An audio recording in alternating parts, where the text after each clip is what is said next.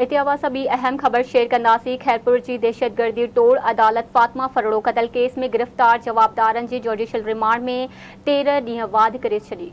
मुख्य जवाबदार असद शाह, फयाज शाह ऐं कंपाउंडर इम्तियाज़ मिरासी डिस्ट्रिक्ट जेल खैरपुर मुंतकिल, जिन्हें ते जवाबदार हिना शाह के वुमेन जेल सखर मुंतकिल किया वियो। दहशतगर्दी तोड़ अदालत के जज नदीम बदर काज़ी की अदालत केस की ॿुधणी कई। अदालत पुलिस सहाफ़ियन समाजी अगवाणन के धमकियों ॾियण वारे केस में जवाबदार फयाज शाह के जुडिशियल रिमांड ते जेल उमाणी छॾियो।